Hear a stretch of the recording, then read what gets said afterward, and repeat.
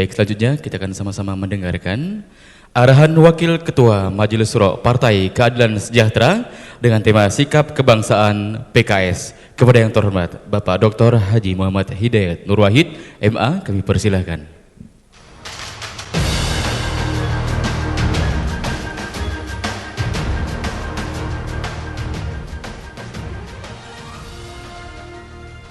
Bismillahirrahmanirrahim. Assalamualaikum warahmatullahi wabarakatuh. Allahu Akbar. Allahu Akbar. Allahu Akbar. Merdeka. Alhamdulillahirabbil alamin. Assalatu wassalamu ala qaidina wa qudwatina sayyidina Muhammadin asyrafil anbiya'i wal mursalin wa ala azwaji ummahatil mu'minin wa ala alihi thayyibin wa ala ashabihil mardiyin wa ala man ittaba'ahum bi ihsanin ila yaumiddin. Asyhadu an la ilaha illallah wahdahu la syarikalah wa asyhadu anna sayyidana Muhammadan abduhu wa rasuluhu la nabiyya ba'dah.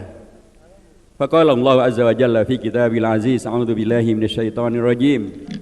Ya ayyuhalladzina amanu taqullaha wal tanzur nafsum ma qaddamat lighad wattaqullaha innallaha khabirum bima ta'malun wa la takunu kalladzina nasullaha fa ansahum anfusahum ulaika humul fasiqun. La yastawi ashabun nari wa ashabul jannah, ashabul jannati humul faizun.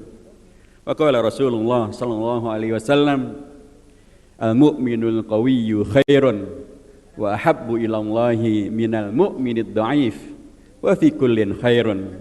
Kama qala aidan, idza qamatil qiyamah wa fi yadi ahadikum fasilah falyagrasha. Sadaqallahul azim wa sadaqa rasulul annabiyyu al-karim wa nahnu ala dzalika minal mu'minin. Yang kita hormati dan selalu kita doakan para pimpinan dari Partai Keadilan Sejahtera, Bapak Muhammad Soebul Iman PhD, Presiden Partai, Bapak Kiai Haji Dr. Surahman Hidayat, Ketua Dewan Syariah Pusat, Bapak Insinyur Suwarna Surapranata, Ketua Majelis Pertimbangan Pusat, Bapak Dr. Andes Haji Mustafa Kamal, SSI, Sekretaris Jenderal Partai Keadilan Sejahtera, Bapak Mahfudi Rahman sebagai Bendahara Umum Partai Keadilan Sejahtera, dan seluruh pimpinan Partai Keadilan Sejahtera serta seluruh anggota DPR, DPRD dari Partai Keadilan Sejahtera, seluruh pimpinan Partai Keadilan Sejahtera di tingkat DPW, DPWilda, DPD, dan seluruh yang hadir pada Rakornas Partai Keadilan Sejahtera, ibu-ibu sekalian yang semuanya saya hormati, hadirin dan hadirat yang dirahmati Allah Subhanahu wa taala. Alhamdulillah, akhirnya tibalah Partai Keadilan Sejahtera pada acara penutupan Rakornasnya. Alhamdulillah, tadi pun juga telah disampaikan tentang 6 rekomendasi dari Partai Keadilan Sejahtera yang semuanya sangat luar biasa, sangat baik, sangat berkah, dan insya Allah menjadi wasilah luar biasa untuk merealisasikan tujuan berdirinya Partai Keadilan Sejahtera. Allahu Akbar. Merdeka. Tentu saja kalau pada penutupan ini kemudian akan disampaikan kembali tentang sikap kebangsaan Partai Keadilan Sejahtera, tentu ini babnya bukan mengajarkan ayam, mengajarkan ikan berenang, tidak juga mengajarkan burung untuk terbang. Ini babnya adalah wadzakir fa inna dzikra tanfa'u al-mu'minin. Karena ternyata memang banyak yang lupa dengan sikap kebangsaan Partai Keadilan Sejahtera. Sebagiannya mungkin tidak lupa tapi pura-pura lupa, dan kemudian memframing Partai Keadilan Sejahtera seolah-olah dia ada sesuatu yang tidak merupakan bagian daripada Indonesia. Sebagiannya adalah malah ada yang mendistorsi untuk kemudian seolah-olah PKS dengan asas Islamnya seolah-olah dia ada sesuatu yang ilegal, padahal dia ada sesuatu yang konstitusional. Itulah karenanya materi tentang pengingatan kembali akan kebangsaan daripada Partai Keadilan Sejahtera, dan terutama untuk para pimpinan Partai Keadilan Sejahtera beserta Rakornas ini, saya kira ini juga memenuhi salah satu kaidah yang ada di pesantren-pesantren kita, di kajian-kajian keagamaan kita, yang kemudian nanti akan penting untuk kita jadikan sebagai bahan ketika kita nanti akan menyelenggarakan kegiatan Sekolah Cinta Indonesia, melanjutkan perkhidmatan kepada dan untuk seluruh rakyat Indonesia. Kaidah itu adalah wa faqiru syai'i la yu'ti. Kalau kita tidak punya, bagaimana memberinya? Kalau kita tidak mempunyai pemahaman yang baik dan benar tentang kebangsaannya Partai Keadilan Sejahtera, bagaimana meyakinkan publik bahwa memang Partai Keadilan Sejahtera adalah partai yang orientasi kebangsaannya sudah lebih daripada terukur dan teruji. Itulah karenanya Bapak yang saya hormati, saya harus memulai dengan mengingatkan kembali bahwa ketika Majelis Syuro pada tahun 2015 memilih Al-Habib Dr. Salim Segaf Al-Jufri menjadi Ketua Majelis Syuro, salah satu pemaknaannya adalah bahwa kita semakin kokoh dan kuat dengan keindonesiaan kita. Mengapa demikian? Karena beliau adalah seorang cucu dari pahlawan nasional. Beliau adalah cucu dari Al-Habib Sis Al-Jufri. Sis Al-Jufri adalah pahlawan nasional dari Palu.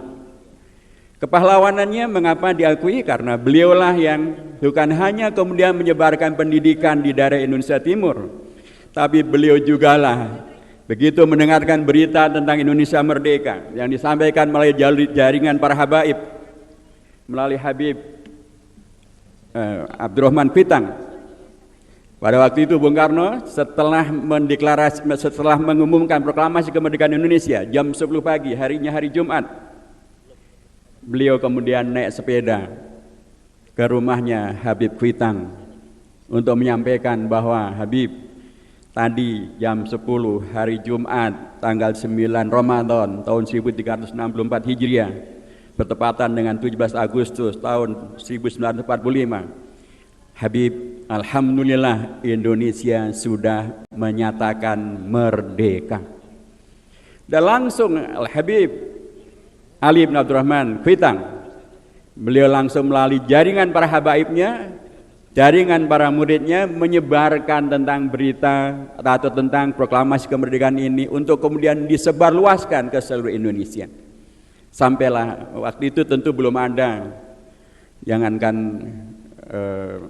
WA, jangankan Facebook, jangankan Instagram, radio pun masih amat sangat terbatas, Telegram juga masih amat sangat terbatas. Jaringan pengajian inilah yang sangat efektif, dan melalui jaringan pengajian para habaib inilah berita itu sampai kepada Al-Habib Sayyid Al-Jufri, kakek daripada Al-Habib Dr. Salim Segaf Al-Jufri.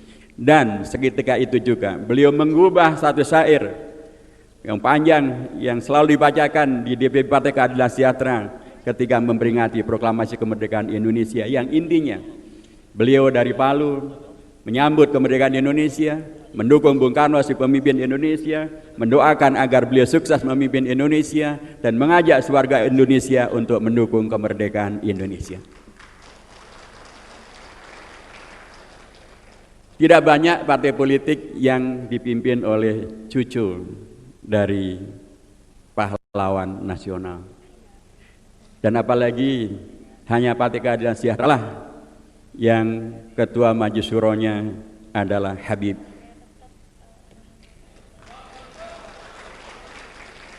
Dan Habib dalam konteks ini adalah Habib yang saya sering sampaikan bahwa bagian daripada yang harus ditegaskan tentang jas hijau adalah karena banyak orang yang memanipulir dan atau memelintir nama penggubah dua lagu yang selalu dinyanyikan ketika kita memperingati Hari Kemerdekaan Indonesia, yaitu lagu Hari Merdeka dan himne syukur. Kedua-duanya selalu disebut dengan H Mutahar. H itu siapa? Saya di Istana Negara beberapa kali mendengar H itu adalah Hans Mutahar. Kalau Hans Mutahar kira-kiranya siapa? Muslimkah beliau? Bukan. Ternyata beliau bukan Hans Mutahar, bukan Haji Mutahar. Beliau ada Al-Habib Muhammad Ibn Husain Al-Mutahar.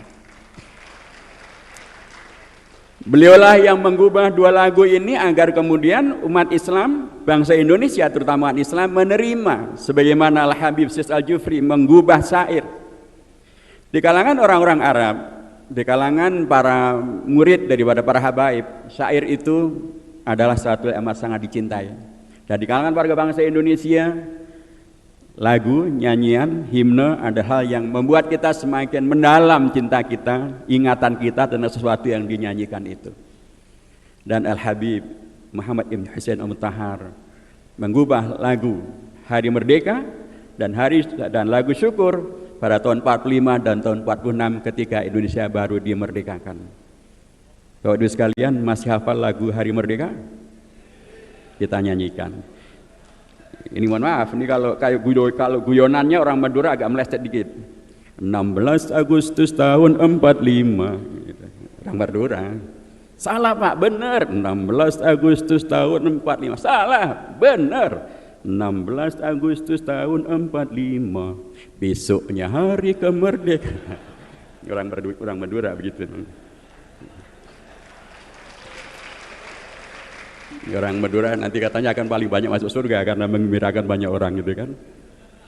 Kalau tabassum megah wajhika sodaqah, apalagi membuat ketawa gitu ya. Baik, kita coba nyanyikan ya. Ini sekali lagi bukan gubahan Han Mustahar. Ini adalah gubahan Al-Habib Muhammad Ibn Husain Al-Mutahar. 1, 2, 3. 17 sambil di silakan. Maaf, kita ulangi, maaf, kita ulangi sebentar ya, belum. Baik, saya minta untuk diri semuanya supaya kita bisa menghayati dengan lebih mendalam lagi relasi antara Indonesia kita dengan para habaib kita, dan karena disitulah Partai Keadilan Sejahtera menjadikan Habib Salim Segaf Al-Jufri sebagai pimpinan utama kita. Hari Merdeka, 1, 2, 3. 17 Agustus tahun 45, itulah hari kemerdekaan kita. Hari merdeka, nusa dan bangsa, hari lahirnya bangsa Indonesia. Merdeka, sekali merdeka tetap merdeka, selama hayat masih dikandung badan. Kita tetap sedia mempertahankan Indonesia. Kita tetap sedia membela negara kita. Allahu Akbar. Merdeka. Kalau himne syukur hafal juga? Kita coba. Karena beliau ingin menggabungkan bahwa kita bukan hanya bersemangat menerima Indonesia merdeka, tapi kita mensyukuri Indonesia merdeka itu. Untuk itulah karenanya kita harus merawatnya, mensyukuri beliau gubah. Dan inilah pasti dua lagu yang selalu dinyanyikan sepanjang saya hadir di Istana Negara sejak tahun 2005 sampai 2019 sebagai Ketua MPR dan Wakil Ketua MPR. Dua lagu ini selalu dinyanyikan. Lagi-lagi bukan gubahan dari Hans Mutahar, tapi Al-Habib Muhammad Ibn Husain Al-Mutahar. Kita coba ya, himne syukur. 1, 2, 3. Dari yakinku teguh, hati ikhlasku penuh. Sesungguhnya kalau dirujuk pada Undang-Undang Nomor 8 tahun 2000 tahun 1985 itu hanya mengatur tentang ormas. Tetapi karena kemudian dia menjadi sesuatu yang seolah-olah memang harus diberlakukan juga untuk partai politik. Padahal tidak ada undang-undang yang secara spesifik mewajibkan itu. Padahal bahkan pada zaman Bung Karno yang menggali Pancasila, beliau tidak rela Pancasila dipakai untuk asas di luar daripada asas negara. Kemudian terjadilah reformasi. Dan pada masa reformasi ini kita mempergunakan asas Islam dalam konteks apa yang kemudian kita sebut di dalam pembukaan anggaran dasar Partai Keadilan Sejahtera. Jelas sekali bahwa anggaran dasar kita dalam semangat keislaman kita sangat mengakui tentang sejarah perjalanan bangsa Indonesia yang sampailah pada pintu gerbang kemerdekaan Indonesia 17 Agustus tahun 45. Tapi kemudian kita juga mencatat bahwa perjalanan demokrasi dan demokratisasi di Indonesia bermasalah dengan diberlakukannya demokrasi terpimpin. Dan kemudian demokrasi Pancasila pada zaman Pak Harto yang kemudian menghadirkan beragam tragedi-tragedi berdemokrasi. Ketika hadirlah reformasi, maka kita melibatkan diri menghadirkan partai ini untuk kemudian menegaskan bahwa ini adalah partai yang pada pasal 2-nya menyebutkan asasnya adalah Islam. Karena asas Islam dalam konteks reformasi malah dinyatakan sebagai sesuatu yang tidak bertentangan dengan Pancasila. Karena memang Islam tidak bertentangan dengan Pancasila. Satu-satunya undang-undang tentang partai politik adalah Undang-Undang Nomor 2 Tahun 2008 yang diperbaharui dengan Undang-Undang Nomor 2 Tahun 2011.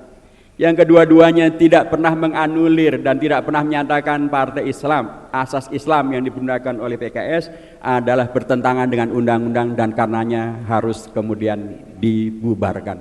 Tidak pernah ada.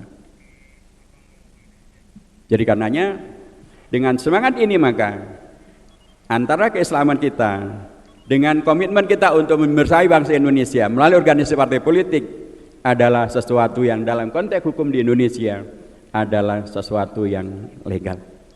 Dan apalagi Bapak yang saya hormati, kita lanjutkan, maka kita akan dapatkan bahwa dalam pasal ke-5 daripada anggaran dasar Partai Keadilan Sejahtera tegas sekali disebutkan tentang apa sih tujuan daripada didirikannya Partai Keadilan Sejahtera. Ada 2 tujuan yang secara definitif disebutkan di sana.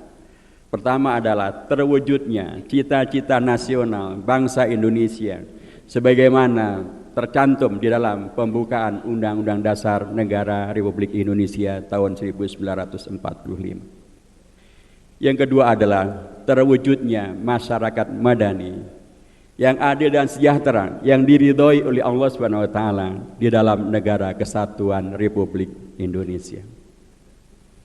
Jadi keislaman kita, asas Islam daripada partai ini memenuhi asas konstitusional, legal, dan historical, tapi dia juga kemudian diwujudkan justru dalam rangka untuk merealisasikan cita-cita nasional bangsa Indonesia yang secara prinsip kemudian hadir di dalam pembukaan Undang-Undang Dasar.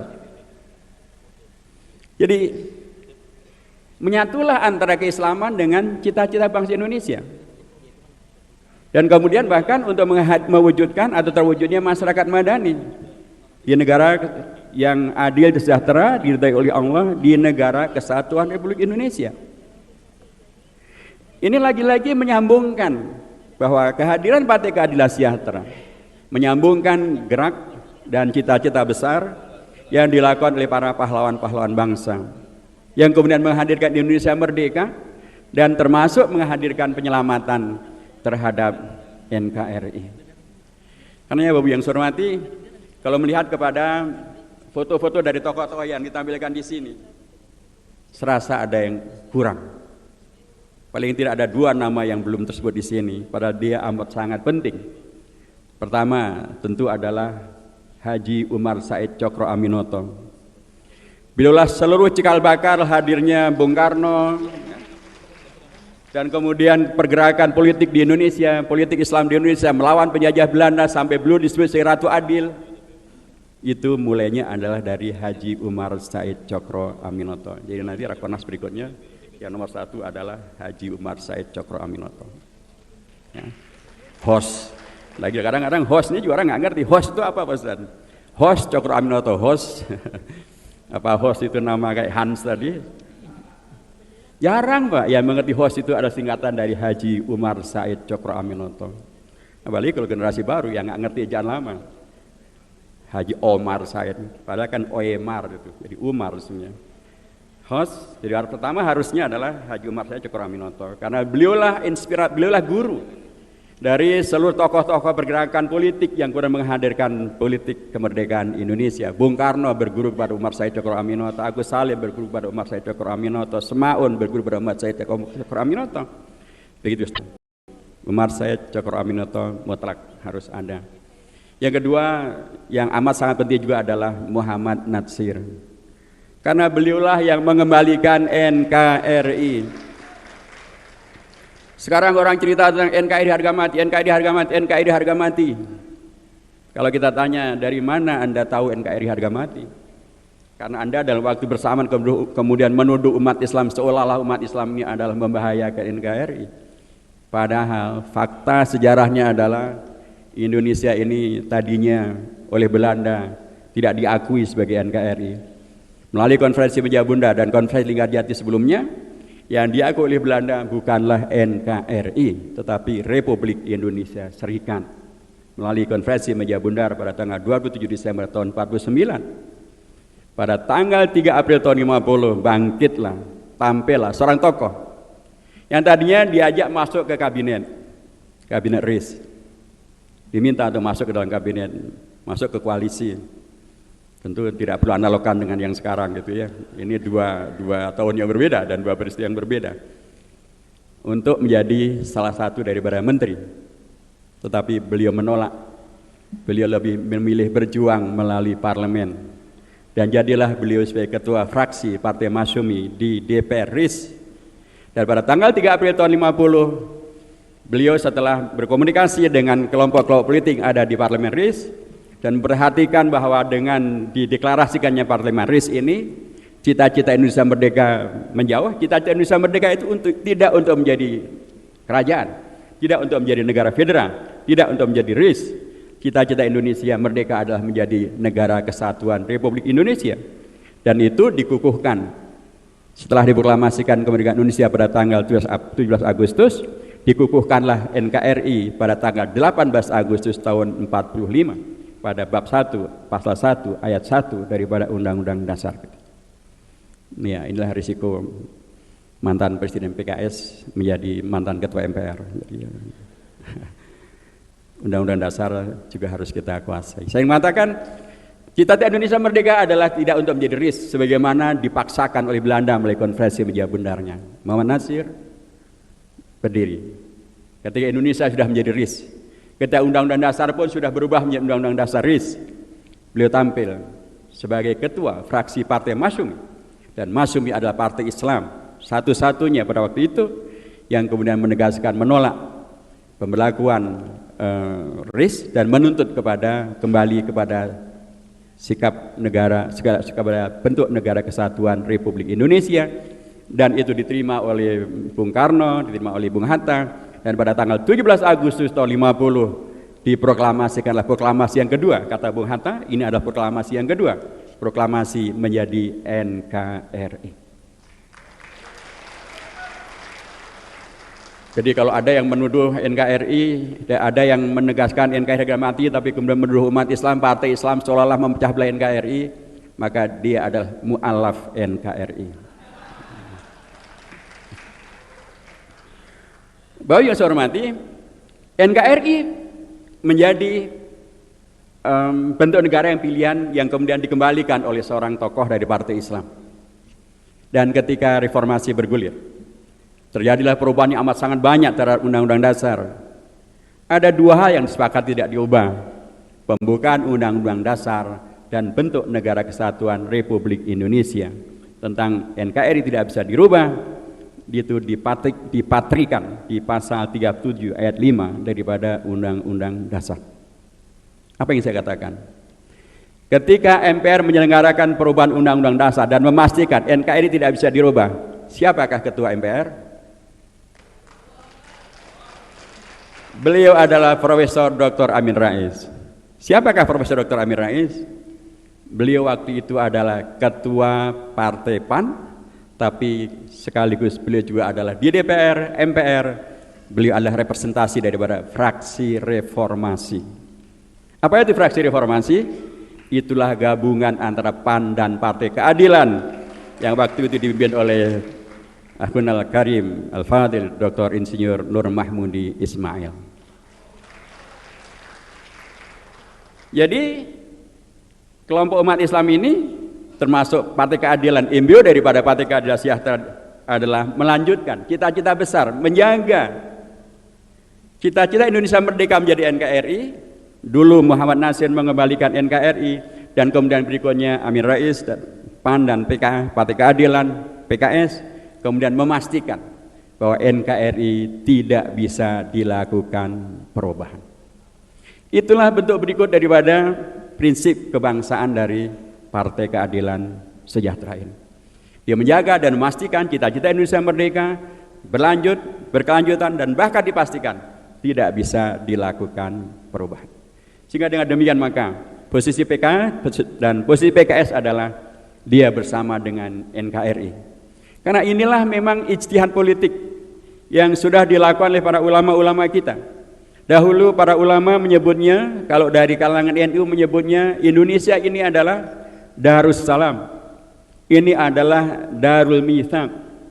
Kalau di kalangan pimpinan Muhammadiyah menyebutnya ini adalah Darul Ahdi, negara perjanjian, dan Darus Syahadah, negara di mana kita mengimplementasikan dan merealisasikan segala kesaksian kita atas kehidupan dan yang selama ini kita sepakati.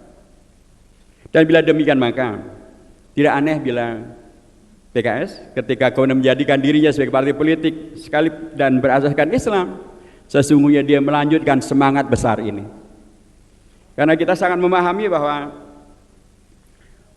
kemerdekaan Indonesia yang dalam pembukaan Undang-Undang Dasar dinyatakan sebagai atas berkat rahmat Allah yang Maha Kuasa, sesungguhnya yang adalah gerak bersama yang kemudian menghadirkan kebersamaan yang luar biasa untuk kemudian memunculkan sebuah hasil yang luar biasa. Dari mereka yang bersama-sama ini seringkali hanya disebut satu kelompok saja. Kadang-kadang hanya disebut bahwa ini adalah jasa daripada ormas Islam. Tidak ada jasa daripada partai Islam. Nanti dulu, bagian dari jas hijau. Di antara yang kemudian memperjuangkan, yang kemudian menghadirkan misalnya Panitia 9, di situ selain ormas juga ada partai Islam. Di situ ada dua partai Islam. Ada Haji Agus Salim dari Partai Penyandar, Partai Islam, dan ada Haji Abi Kusno Cokro Suyoso dari Partai Islam, Partai Syarikat Islam. Jadi real ada partai Islam. Ada ormas Islam, dan bukan hanya satu ormas Islam. Ada dari NU memang, ada Kiai Haji Wahid Hashim, ada Kiai Haji Maskur yang kemudian mendapatkan gelar pahlawan nasional. Tapi juga ada dari Muhammadiyah, Kiai Haji Karmu Zakir, kemarin mendapatkan gelar pahlawan nasional. Ada juga, atau Kiai Haji Mas Mansur, ada juga dari PUI, Kiai Haji Abdul Halim, yang namanya diusulkan menjadi nama lapangan terbang internasional Kertajati. Dan Kiai Haji Ahmad Sanusi dari PUI. Jadi begitu beragam. Nanti juga dari Masyumi seperti Muhammad Natsir.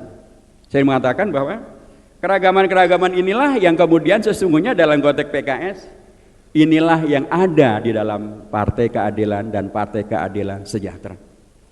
Kalau kita lihat misalnya, mohon maaf, representasi dari para presidennya misalnya. Presiden pertama Partai Keadilan Dr. Nur Mahmud Ismail dari NU. Betul kan Dokter? Beliau ada di sini.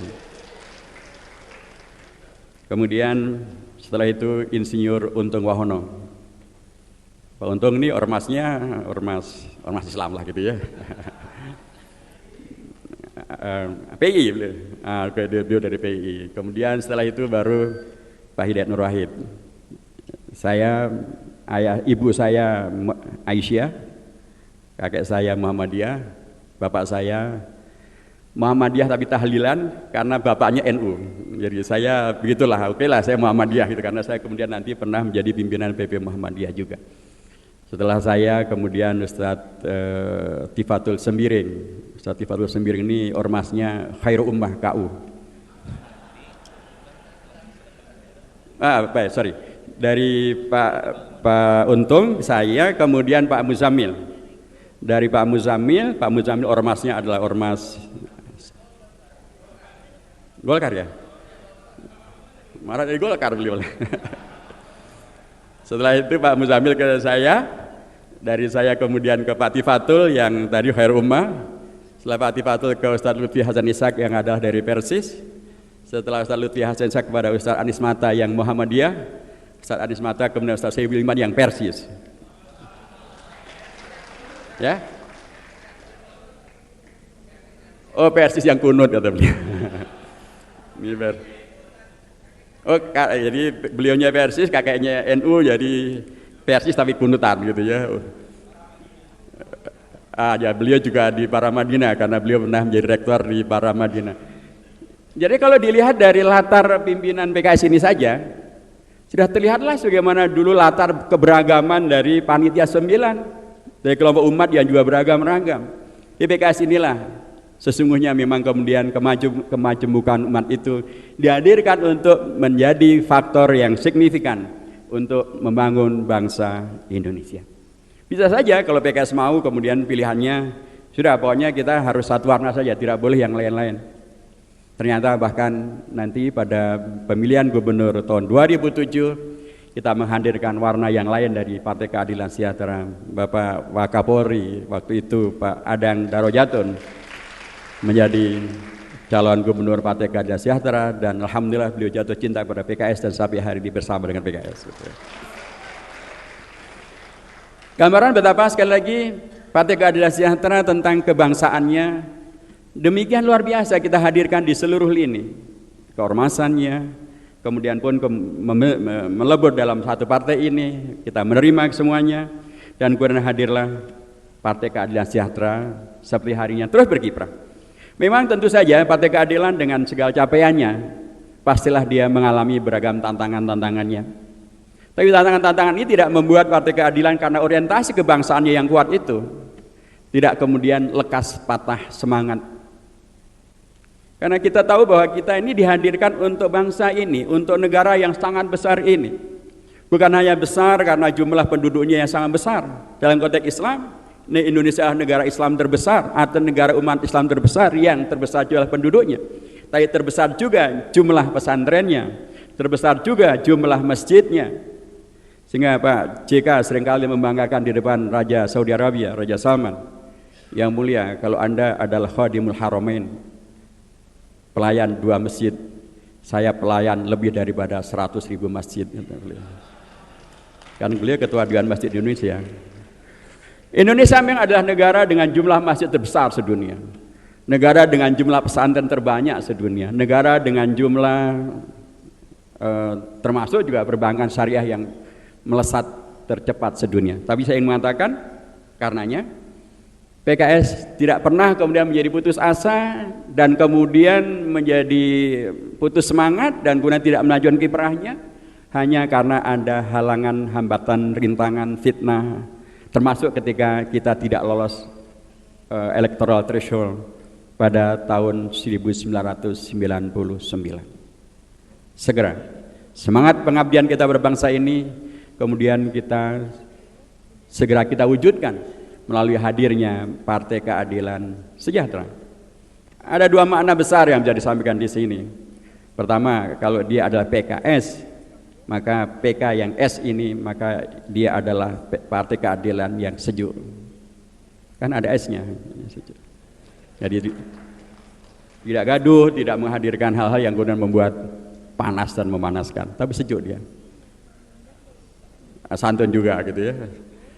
Sejuk, santun, pokoknya cerahan.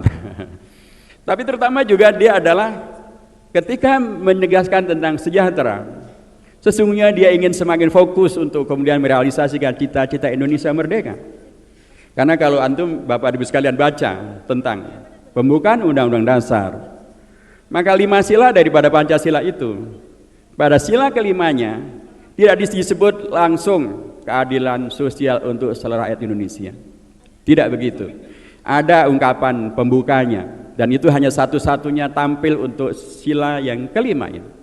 Ungkapannya adalah serta dengan mewujudkan suatu keadilan sosial bagi seluruh rakyat Indonesia. Jadi mewujudkan keadilan sosial bagi seluruh rakyat Indonesia, mewujudkan kesejahteraan adalah imperatif. Dia adalah perintah daripada pembukaan Undang-Undang Dasar. Karena ya ketika kemudian partai ini menegaskan dirinya namanya menjadi Partai Keadilan Sejahtera, sesungguhnya dia semakin mempersiapkan diri untuk merealisasikan cita-cita Indonesia merdeka. Itulah karenanya visi daripada Partai Keadilan Sejahtera yang disepakati pada Munas tahun 2015 tegas menyebutkan bahwa Partai Keadilan Sejahtera pada periode 2015-2020 ini visi utamanya adalah menghadirkan Partai Keadilan Sejahtera yang kokoh untuk berkhidmat kepada umat, bangsa, dan negara. Visi ini demikian agung dan luar biasa. Kalau melalui Rakornas ini kemudian ingin dikokohkan supaya menjadi partai yang kokoh, maka sesungguhnya kita sedang merealisasikan cita-cita besar kemerdekaan Indonesia, yaitu menghadirkan Indonesia yang baldatun thayyibatun wa rabbun ghafur, dan itu artinya adalah salah satu diantaranya adalah warga dan masyarakat yang sejahtera itu. Bapak yang saya hormati, dengan pendekatan semacam ini, maka tadi saya sampaikan kita tidak menjadi takut atau tidak menjadi putus asa karena adanya halangan dan rintangan. Kita jalan terus. Tapi kita juga tidak kemudian mudah terprovokasi karena halangan rintangan, karena fitnah, kemudian terprovokasi, menghadirkan perilaku-perilaku yang tidak sesuai dengan anggaran dasar Partai Keadilan. Di bab 7-nya disebutkan bahwa sarana yang dipergunakan oleh Partai Keadilan Sejahtera untuk mewujudkan cita-citanya adalah segala sesuatu yang sesuai dengan norma hukum di Indonesia dan kemaslahatan umum. Itu menegaskan kembali bahwa partai ini memang adalah partai yang dihadirkan untuk merealisasikan cita-cita kemerdekaan bangsa. Karenanya dia merujuk kepada ketentuan hukum yang berlaku, norma hukum yang berlaku, tapi juga merujuk kepada kemaslahatan umum yang dipertimbangkan. Dalam dinamikanya dia tidak akan pernah menjadi kaku. Sehingga ketika kemudian Partai Keadilan Sejahtera ini diajak atau kemudian dalam sepanjang sejarahnya diajak untuk berkoalisi dengan beragam-ragam. Kita pernah diajak berkoalisi oleh seluruh partai politik di Indonesia, sudah pernah mengajak berkoalisi kepada PKS. Bahkan Partai Damai Sejahtera sekalian pun. Kita waktu itu pernah hanya berdua, PDS dan PKS mengusung calon gubernur dan wakil gubernur Papua, Pak Lukas NMB, sebelum periode yang sekarang. Saya mengatakan bahwa bila demikian maka PKS ini harus selalu berada dalam posisi di mana dia mempunyai kesiapan, sekaligus kesanggupan untuk merealisasikan dan mewujudkan ajakan berkoalisi untuk membangun bangsa dan negara. Karena memang demikianlah ketentuan anggaran dasarnya, begitulah sejarahnya, dan begitu jugalah yang menjadi harapan daripada umat dan bangsa Indonesia secara keseluruhannya. Terakhir Bapak yang saya hormati,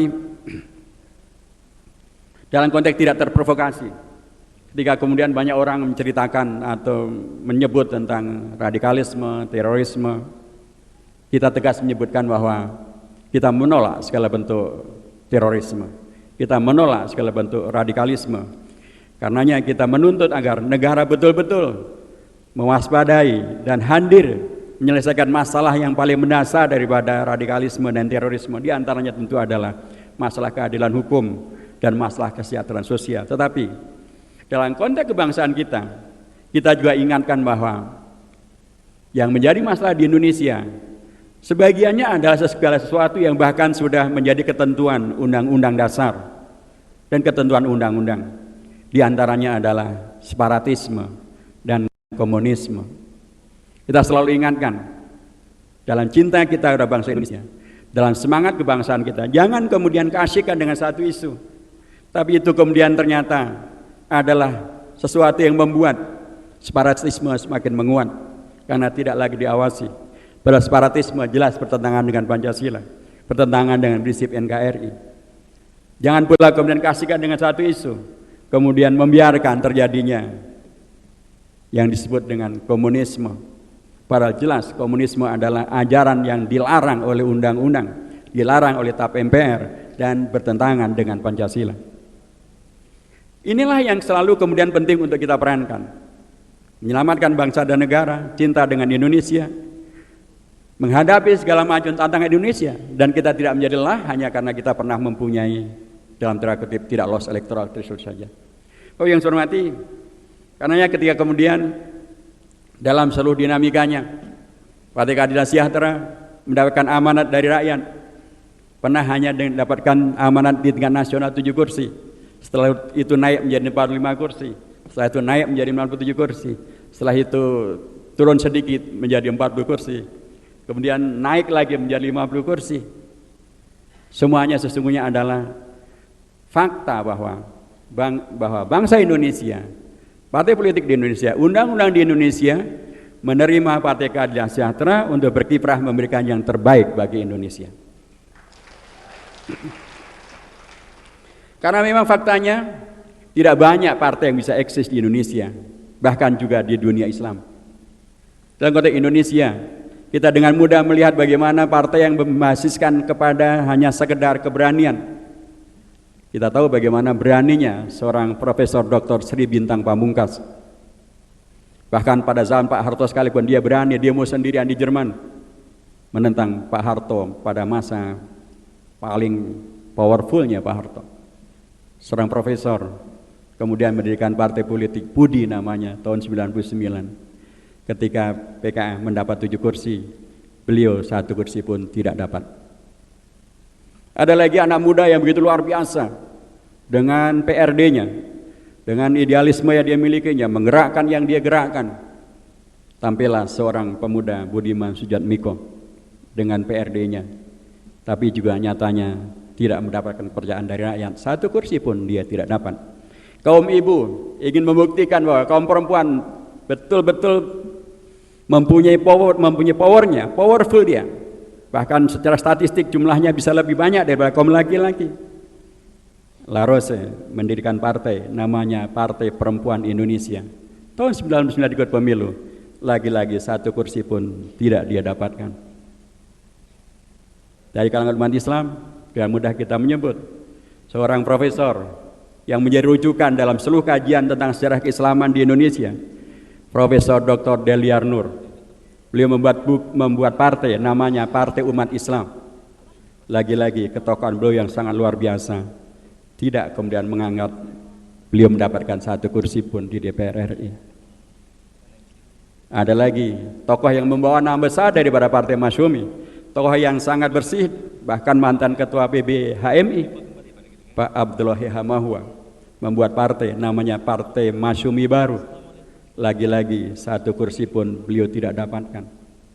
Dan tahun 99 mereka ikut pemilu, berikutnya sudah tidak melanjutkan lagi ikut pemilu berikutnya. Partai Keadilan dengan segala keterbatasannya tahun 99 ikut pemilu, alhamdulillah mendapatkan 7 kursi, dan itu belum memungkinkannya untuk naik. Tetapi dia tidak putus asa, dia lanjutkan menjadi Partai Keadilan Sejahtera, dan bukan kemudian semakin tumbang, tapi bahkan alhamdulillah dia semakin banyak, menjadi dari 7 kursi menjadi 45 kursi. Allahu Akbar, Allahu Akbar, Allahu Akbar, merdeka. Dan kemarin tahun 2019 ada partai yang orang meyakini atau memperkirakan bahwa dia akan lolos Perindo. Tidak ada yang dia tidak punya. Media dan seluruh jaringannya begitu dahsyat dia punyai. Ketokohan dia miliki, modal pengelolaan partai dia miliki. Tidak ada yang dia tidak miliki. Tapi lagi-lagi rakyat Indonesia ternyata tidak memberikan suara yang memungkinkan dia untuk kemudian mencapai di atas 4%. Saya mengatakan bahwa Partai Keadilan Sejahtera, alhamdulillah dia kemudian bisa terus berlanjut, dan itu karena rakyat mendapatkan pembuktian. Dan salah satu di antara buktinya adalah misalnya kita mempunyai gubernur dengan penghargaan terbanyak sepanjang sejarah kegubernuran di Indonesia, Dr. Kiai Haji Ahmad Heriawan yang bersama kita.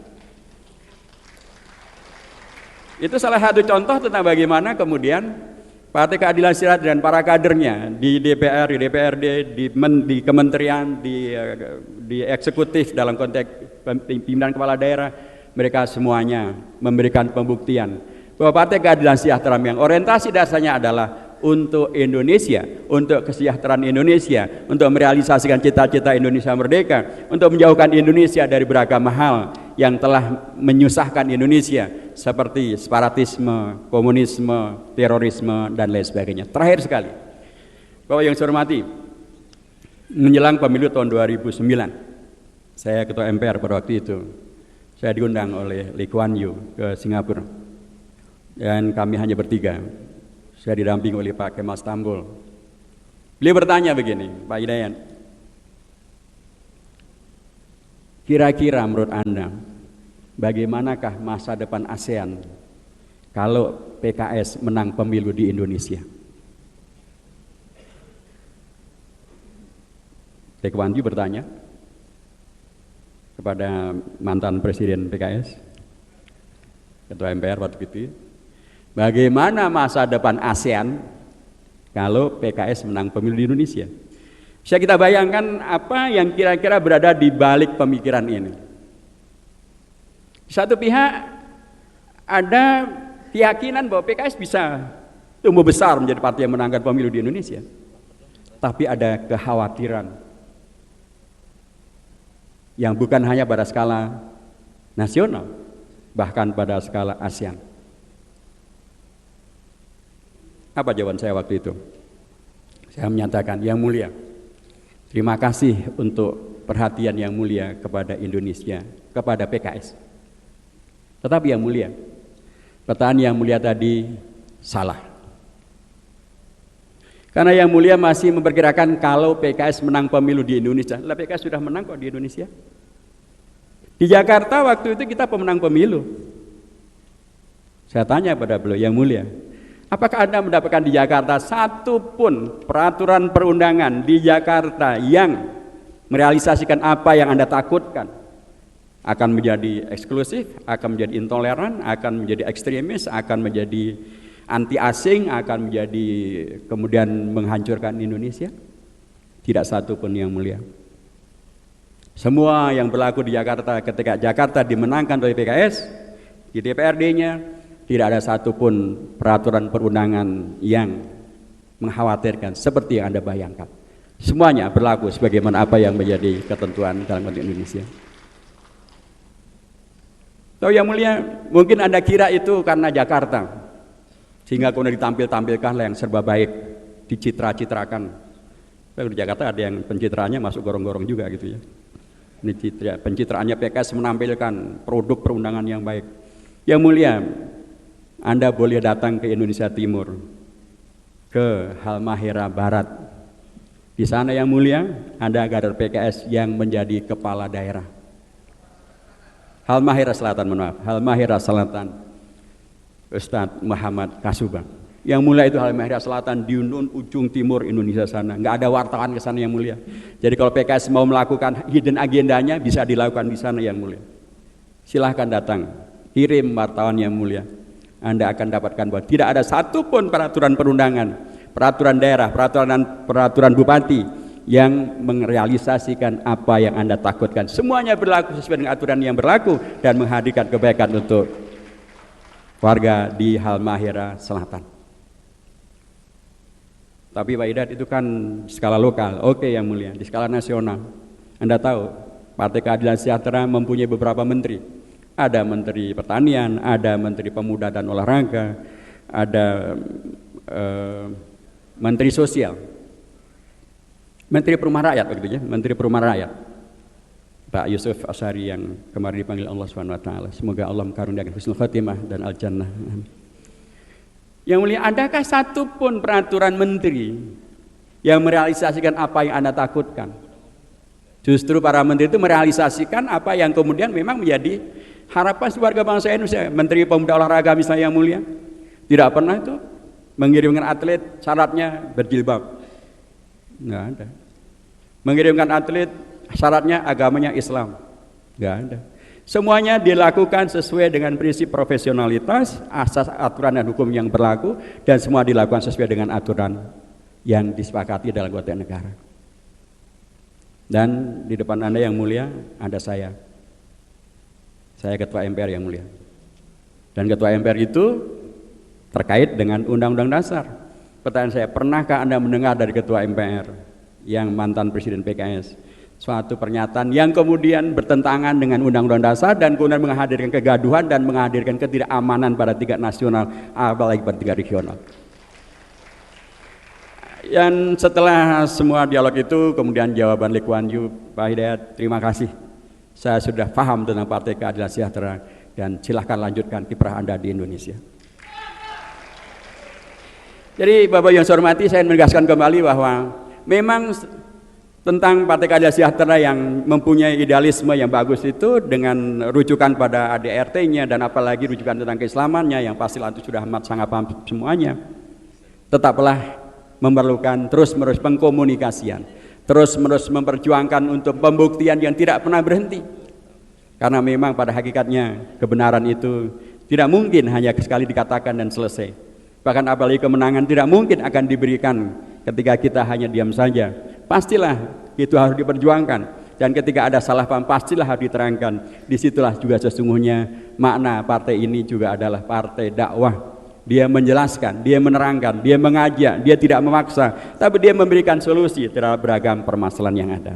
Bapak dan Ibu saya hormati, dengan pendekatan ini maka kita yakin bahwa insya Allah dengan kebersamaan, dengan syuro, dengan beragam program yang telah disepakati, Partai Keadilan Sejahtera akan kemudian merealisasikan apa yang menjadi harapan dan apa yang menjadi cita-cita kita, termasuk misi kita untuk menjadi partai yang lebih kokoh lagi untuk berkhidmat kepada umat, bangsa dan negara.